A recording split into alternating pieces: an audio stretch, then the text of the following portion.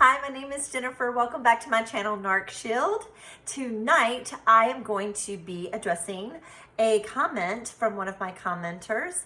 I thought it was a really great question, and I decided to do an entire video on it. So thank you so much for coming back to my channel if this is a channel that you've been following. And if it is not, and this is your first time, I hope that you will hit the subscribe button and follow along with me. I am a victim or a survivor of narcissistic abuse, and I come here to bring awareness and also to support people who are going through narcissistic abuse, who are supporters, or who have been through it before. So thank you so much for being here. I'm super excited. I hope you'll subscribe because I really want to eventually be able to go live with you guys. So tonight, here we go. I did a video, and in that video, it was 2 videos before this one, I talked about a domestic violence relationship that I had. And so I did talk about the domestic violence. I will probably talk about this relationship quite often on this channel. Usually I talk about more the emotional abuse, but I have been through domestic violence, and this particular video, I felt like I wanted to discuss it because I had seen a video that had kind of triggered me and made me think back to that time. It's not that I don't think about it every now and again anyway, but watching that video, I resonated with that victim, and now she's a survivor. But I resonated with her, and so I felt like I wanted to talk about why I resonated with her, and I mentioned it in my video. So I had someone ask a question, or maybe a couple of things, but when I read over their comments to me, I felt like it was a little too hard for me to try to write about it.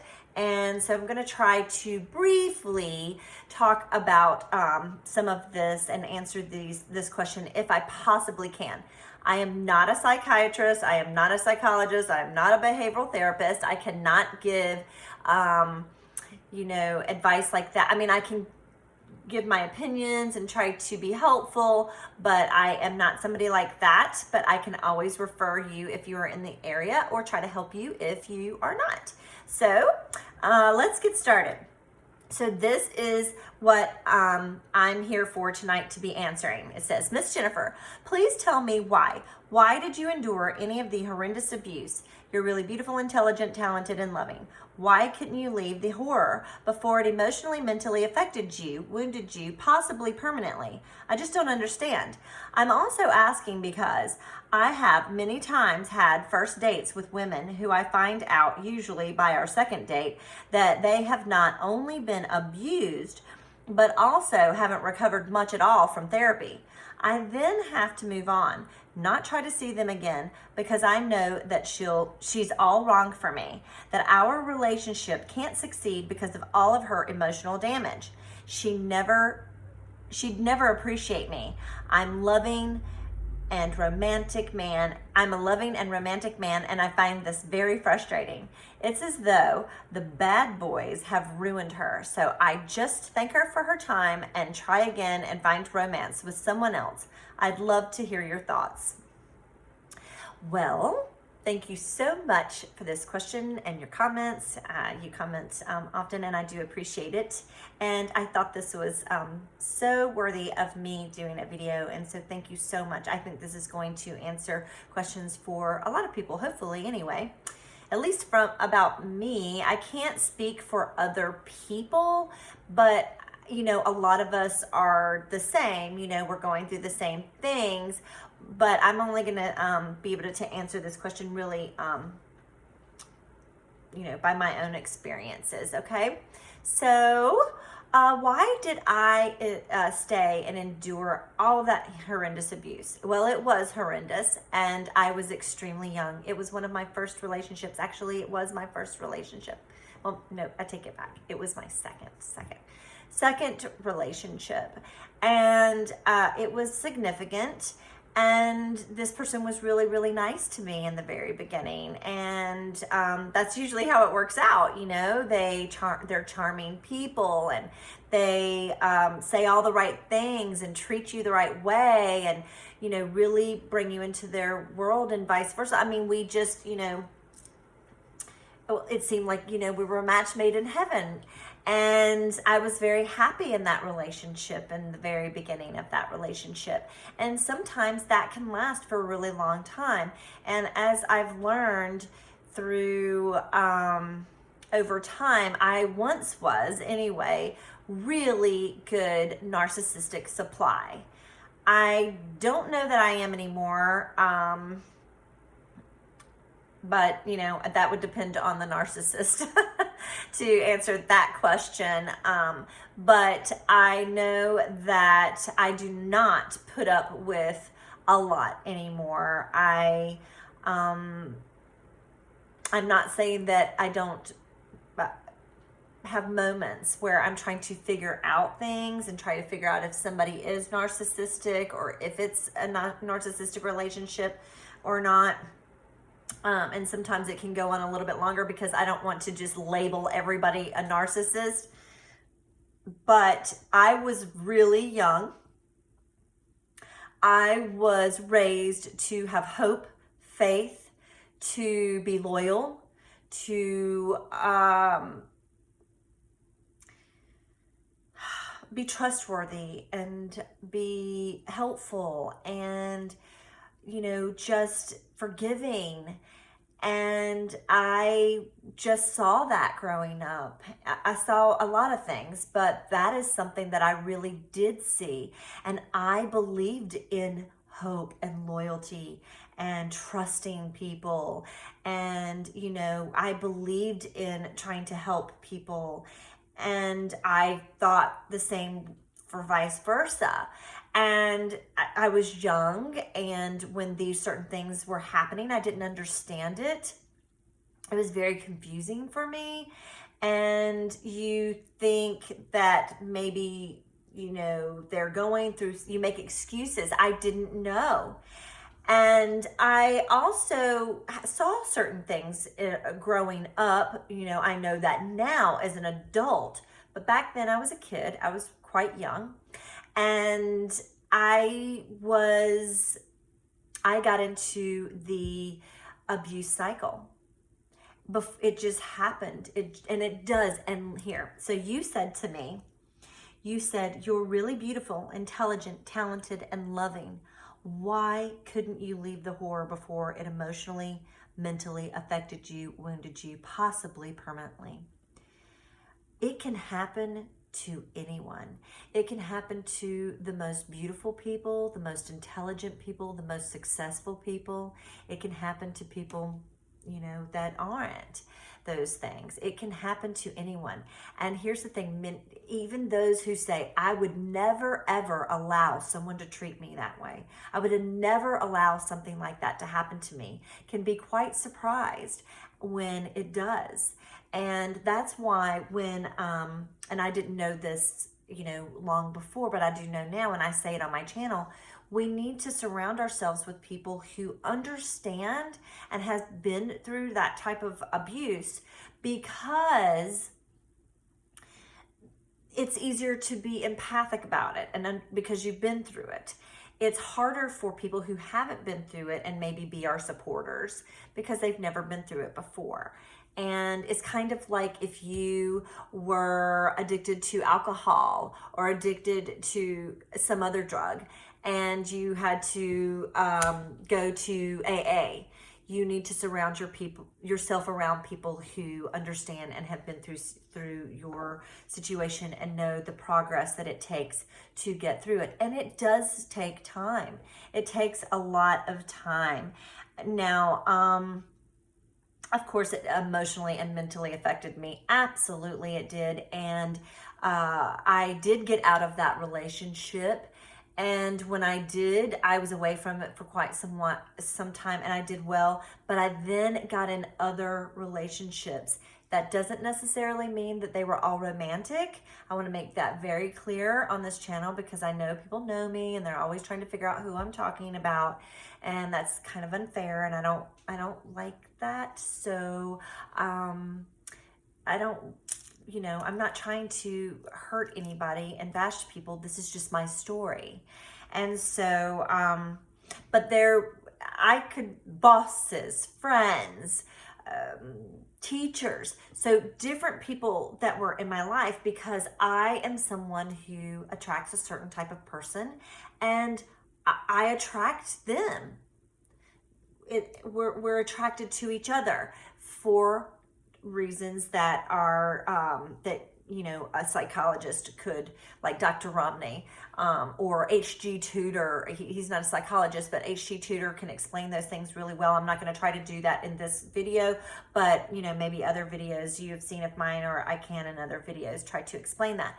But we are attracted to each other, and that's never going to change. I will always attract certain people they're going to see traits in me that they like. And so I'm going to attract them. Now, whether they would stick around very long or not is a whole nother ballgame. Because if I hold my boundaries and they say or do something that's offensive towards me or that's uncomfortable for me, and I state that to them and they feel uncomfortable with that or feel wounded or criticized, they may slinker on and not want to hang out with me at all.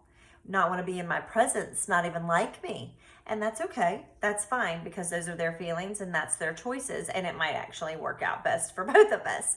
However, I'm always going to attract that type of person, and I'll probably be attracted to those type of people. But once I see the red flags, because I know the red flags now, once I see those, I need to make the healthy choice. And that doesn't mean necessarily that now, I might not want to date them. I might not want to be their best friend, but it doesn't mean that I couldn't ever be around them or be nice to them. They're human beings, and they are quite charming and can be quite fun to be around at times. So as long as someone's not abusing me, taking advantage of me, or anything like that, then I'm good with them. Now, however, nowadays, if I see the red flags, or someone they say something abusive to me, they do something that is, completely out of line, cross boundaries, I will say something about it. And I can tell if there's going to be resolve or not, because healthy people can have a conversation and respect each other's boundaries and respect each other and kind of work through things, and you'll get a resolve. Unhealthy people, you can go round and round and round, and those people can get angry with you and not want any resolve, because it's about winning with them. And so if they have a narcissistic injury that is significant, then you're not going to have any resolve with them. And I can tell then that they're not a healthy person for me, that they're toxic. And so I can see red flags, and I can now speak up, and I can move away from certain situations. But that doesn't necessarily mean that I'm rude, hateful, and mean about it. I can do it without being that way. They may take it that way, and that's their feelings, and I cannot change that. But if that's how they feel, that I've hurt them in some way, and that I've been mean, because I have distanced myself, then I understand that. But, I had to do what was best for me, because I was also uncomfortable. So I will not get in a romantic relationship at all, hopefully ever again, because I do recognize red flags, and I just absolutely will not accept any kind of behavior. Now, I can give examples of times that I've been around people that have done those things with me now, where I am today, and where I was like, wow, And I did mention it, and I called it out on those people. And it was, I can think of one right off the bat that was really bad. I think I've given it the example before, but it was a friend, and I'll tell. We're at 14:36. I went somewhere with someone called me up last minute, asked me to go somewhere with them because they were going with some other friends, and I guess they didn't want to go by themselves, and maybe they couldn't find somebody else. Anyway, they called me last second. And normally I don't like to do last second, to be quite honest with you. But in this situation, I was kind of like, oh, that sounds like fun, and I actually could. And for whatever reason, I decided, to say yes. And so I decided, I would go and meet these people. And when I got into the car, the person that had invited me was not speaking to me at all. Like, right out the gate was not speaking to me. But the other people who I did not know were. They were very chatty Cathy with me, very nice, very fun. And I was like, wow, they seem like they're going to be a lot of fun. But honestly, I felt quite uncomfortable because the person who actually invited me was not speaking to me at all and making me feel welcome at all. They didn't introduce me to these people. These people introduced themselves to me. It was really awkward. And in my mind, I was thinking, you know what? I'm already ready to get out of this car and go back to my car. But we were already on the move and I wasn't driving.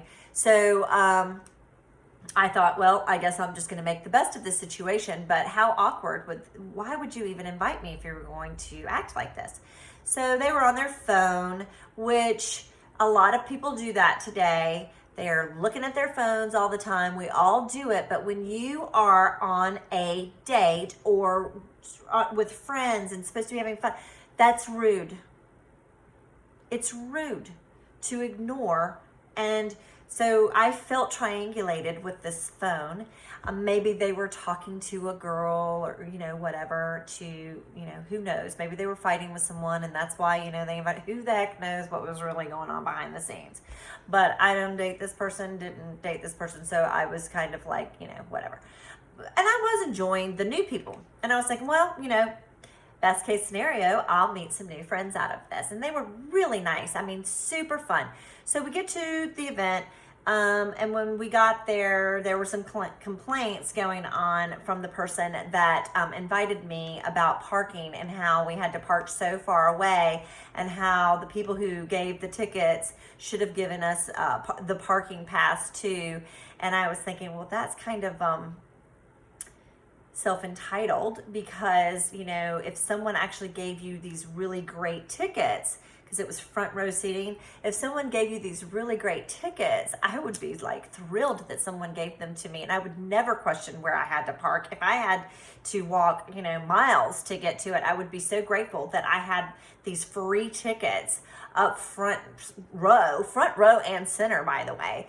And this person, was just complaining about the parking and how we were going to have to walk. And honestly, it was a nice day. And I didn't even think it was that long of a walk. So, maybe if it was snow on the ground and a lot of ice going on, but honestly, it was a pretty day. We're all talking, we're all hanging out. What's the big deal? But those were this person's feelings, but it was something that I noticed. When we got inside, again, not really talking to me. Every now and again, are you having a good time? Sure, yeah, I'm having a great time, because the friends are fun and they're all engaging with me, but you're not. But hey, whatever, I'm having fun. I'm not going to sit there and just waste time away. I mean, I'm there now, and it was a great experience, front row and center at this thing, and it was fun. These people were fun. So when we went up for intermission or whatever, I was talking to this other girl, and she was great. She was really funny, and she was kind of telling me that she really didn't like this guy, but she had gone because he had bought the tickets. She told me that he told her he bought these tickets. Well, my friend said that the tickets were given to him, so who knows what the real story is. But she said that he had bought these tickets especially for her because she had never been to a game front row and center, and that he had been really trying to go out with her and come and see her all the time. And she was like, but I noticed that he drinks a lot. And she was like, she wasn't into that. And so anyway, she kind of gave me the down low and a little bit more. And I was like, okay, this is all kind of making a little bit more sense. But anyway, so when we went to go back down, the person that invited me sat next to her so we kind of switched seats, and then this guy was sitting next to me, and you know, it was fun, whatever. And he was like, we decided to sit seats because I guess me and him were more into what was going on at this thing that we were at. And so I was like, okay, whatever. And I wasn't interested in the friend romantically at all, so I didn't care. But so we were just like, woo, you know, having fun and everything. And then he says to me that he had been trying to hook my friend who invited me up with this particular girl for some time. So I'm getting different stories. And he said, and I think you and I are the better match. I was like, okay, well, I'm just here as a friend, but you know, okay, whatever. And I'm like, now this is an awkward situation. The guy was fun and everything, but it was a little awkward. Anywho, so I never tell a story short, I swear. So I might have to do 2 videos here, but so later, let's just skip. Okay, so fun at the thing, but drunk. And I want to go back to my car. Like, I'm not wanting to hang out any longer. I did what I was, you know, asked to do, and now I'm ready to go home. And, you know, I don't know, it was probably around 11 o'clock, 10:30, 11 o'clock. And I had to go back to my car. I met them, and then we drove. Or they drove me to the event. So, you know, oh my gosh, terrible parking. You know, I have to hear all that, getting back to the car. And this guy that I was sitting next to, and then we switched again. I forgot, the seating switched again. But anyway, this guy was really, really drunk. Anyway, gets in the back seat with me, and the other girl gets in the front seat with my friend or whatever. And this guy, I mean, he's so drunk, and he's like trying to kiss on me. You know, I'm just meeting these people, and I'm like, you know, trying to laugh it off, and you know, but I'm like, no, you know, it's like awkward. And I wanted to go to my car, so I kept saying, no, we're going to go to my car. And they wanted me to go to this bar and drink with them some. And I said, no. And my friend says, no, we're taking you to blah, blah, blah. Because they were all like, no, you got to go. And he goes, we're taking you there. And I was like, you know, here I just said I want to go to my car because my car wasn't far from the event. And I didn't live that far from there anyway. And I just wanted to go home. And I had to work and all of this. Anyway, they don't take me to my car, or my friend who's driving, because he's the more sober one, drives me to this bar. I don't want to go. When we get there, he tells me to order him certain types of food when we go in, and that he'll be right back because he's going to go and take care of something, you know, because he lived right by there. And never came back. Never came back. And then is sending me a message explaining that, you know, something happened with something, and it was, you know, and couldn't come because of it, blamed it on an animal, whatever. And, you know, thanked me for so much fun. I'm such a great friend and all of this, that, and the other. I was so glad that I came. And I'm sitting there going, you've got to be kidding me. Like, seriously, like, to order you stuff. And then, like, I'm not even at my car. All I want to do is go home. And the only thing that I had put my purse in the trunk of my car. So the only thing I had was my driver's license, and I had a debit card. But because my debit, I had the wrong card because anyway, I had a new one sent, and I grabbed the wrong one. I couldn't even use the thing. Couldn't use it. So I end up, and then so the drunk guy is saying, oh yeah, you know, just come stay at my place, or come and hang out at my place. And I'm like, no. They're so drunk. They were really nice. Don't get me wrong.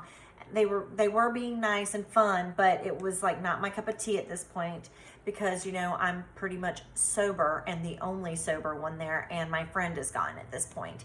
And I'm really disappointed in my friend. And my friend sends this guy a message and says, please take care of her. She's a really good friend of mine, blah, blah, blah, blah, blah. And never returns. And that person was like, yeah, it's like awkward, but like, yeah, you can come and stay at my place. And I was like, no.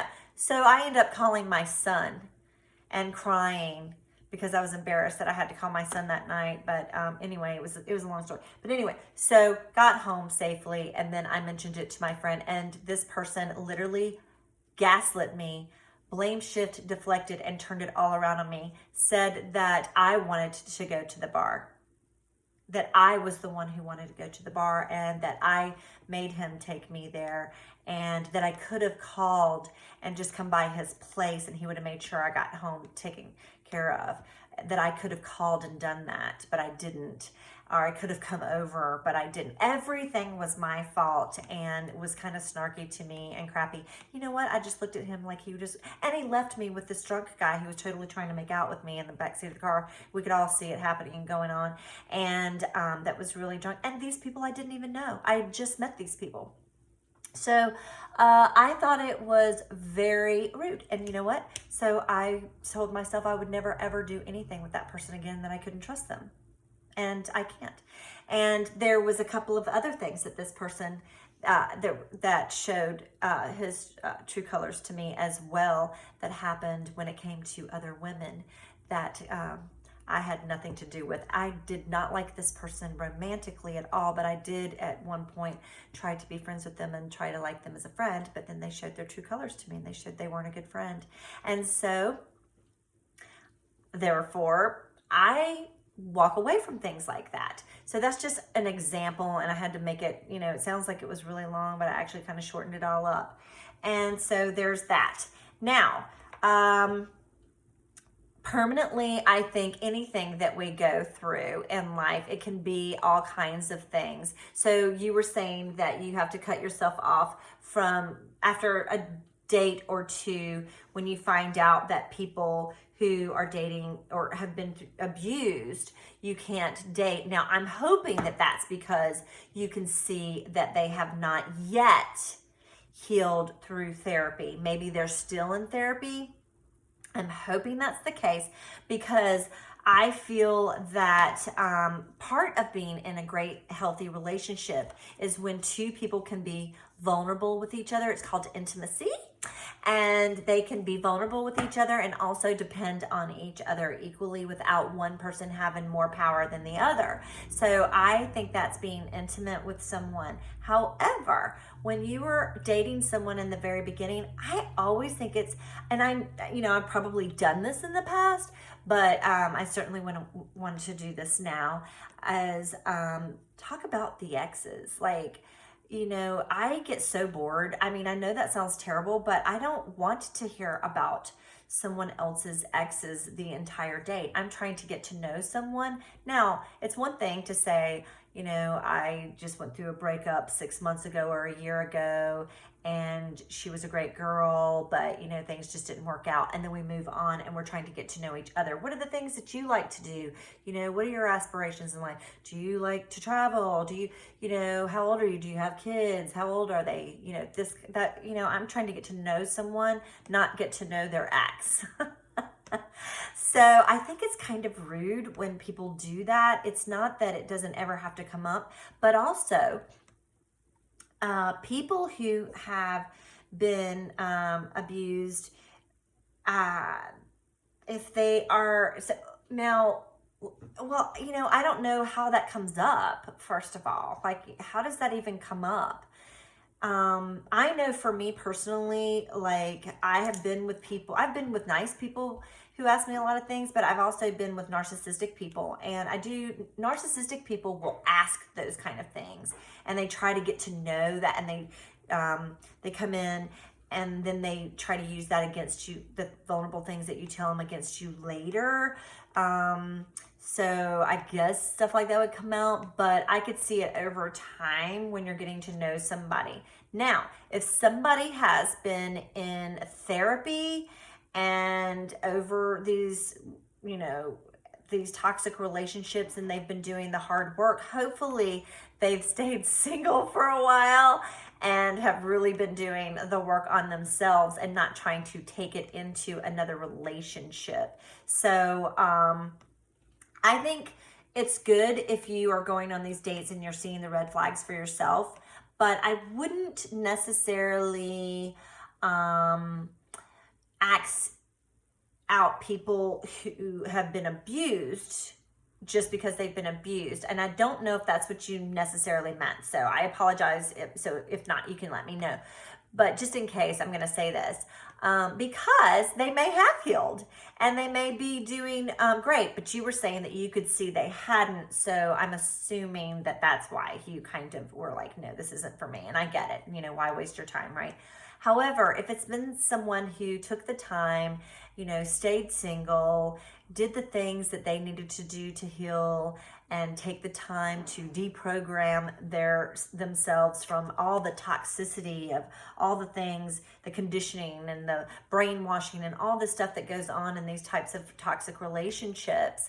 If they've taken the time to do that and learn who they are and what they like and what they want, and they know how to create their boundaries, and they're happy and they don't need an extension of themselves to make them happy. They can actually be on their own, stand on their own, be happy with who they are, make decisions for themselves, not be codependent and try to make everybody else be the way they want them to be for themselves. Because that's very codependent when you're trying to make somebody be, you know, what you need them to be for you to make you happy. If they've been doing the work, you could possibly have a really wonderful relationship with someone like that. And, you know, a lot of us have been through many things. Not everybody's been, you know, in a physically abusive relationship or an emotionally abusive relationship, but we've all been through things. And so, you know, if you want to have an intimate relationship with someone and have a healthy one, you can have that with someone and share those vulnerabilities with each other, learn to depend on each other equally, and make sure that neither person is in it just to have power over the other. And you could have a long, fulfilling, loving relationship with someone. I certainly do believe in that. I wholeheartedly believe in that. Now, lots of people ask me all the time, why am I single? And I've talked about this before, and I'm like, why is it such a big deal whether I'm single or not? I've chosen to be single right now. You know, if it would be nice to have a relationship with someone at some point, but right now I'm doing things that I like doing. And I've been on this journey and I've been really busy, and I feel like it would be unfair to someone when I'm so busy right now to try to be in a relationship with them. But I'm not opposed to having friendships and going on dates as long as somebody's not trying to push me along, you know, and have me all wrapped up into being their, you know, girlfriend right now. You know, I prefer to have friendships right now and get to know people. And so that's kind of my take on it. I don't know if I'm answering your questions the way that you wanted. Did it do permanent damage? There are scars that happen when you have abuse of any kind in your lifetime. That could be parents that were alcoholics, and maybe you saw that kind of abuse in your house, or you saw your parents fighting all the time growing up, or parents being abused, or parents who expected too much of you and or pitted you against the kids. There's so many different types of abuses that go on. Sexual abuse, drug abuse. There's so many different types. But healing, it's like you have this glass and it gets cracks in it as the abuse is happening. And then you can glue the glass pieces together and you can put it back together and you can heal, but they're going to still be there. It's kind of, you know, like a little reminder. Yes, I've been through this, but I'm super strong and I learned a lot about myself.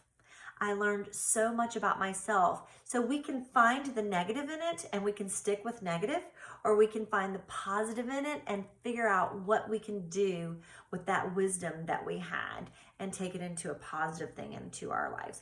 I personally find it very rewarding to bring awareness to our communities, because one, we have children that we are raising, and it's a very entitled world we're living in today. And I cannot stand the thought of children being abused, and even abused by each other. So not just their families or other people abusing them, but children abusing children. That's one of the things that I just absolutely cannot stand. So if we can actually change a pattern and help people be aware very early on, I am in for that 100%.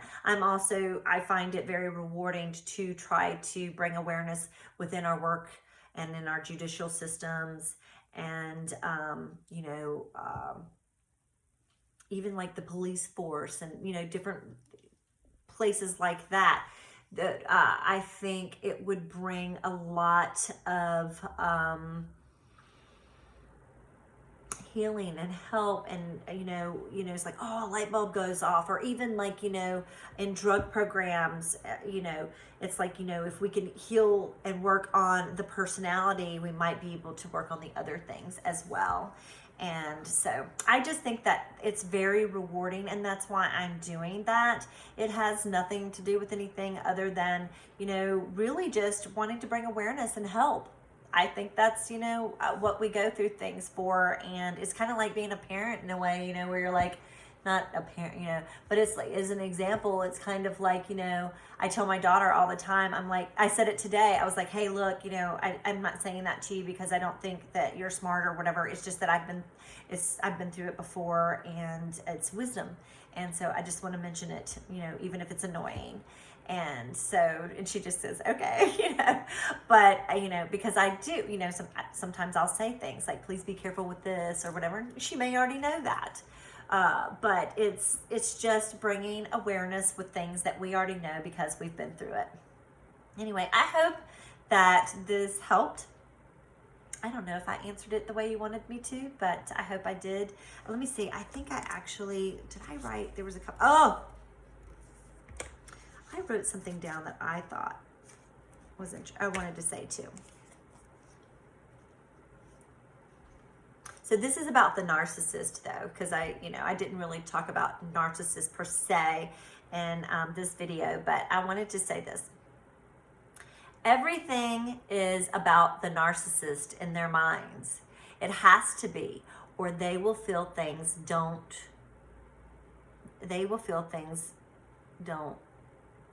Wait, what am I talking about? I swear, I can't even read my own handwriting. So basically, let me just say this, because I think, I can never read my own handwriting anyway.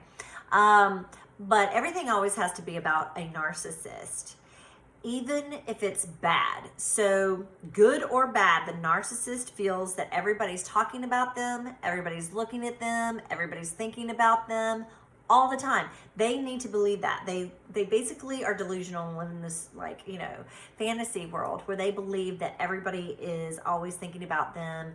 They're paranoid that people are talking about them. Good or bad, doesn't matter. It always needs to be about the narcissist. And so no matter what the situation is, they feel it's always about them. And they need it to be because they need to feel that important. And when you've been in a relationship with people like that, or you've been raised by people like that, or had significant people in your life as you were growing up that were like that, it can confuse the mind, especially as a child. And so if it's happened to you as a child, you can be conditioned that way. And it can take a lot of work to change as you become an adult. But once you see it, and once you're aware, that is part of the battle.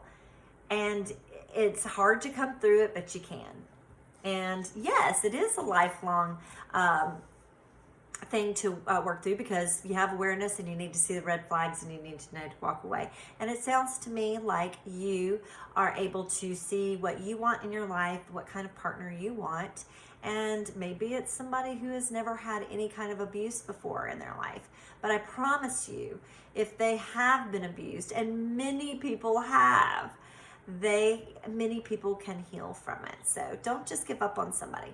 But I would not want to date them until they have done their healing work. So thank you so much. I do appreciate your comment. I really do. I appreciate all the comments that I get. I hope this video helps.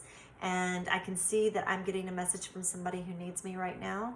And I'm going to try to help that person out. And then I am going to take myself to bed.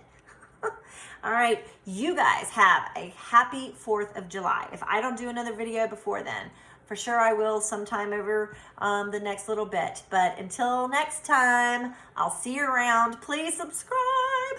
Bye, guys.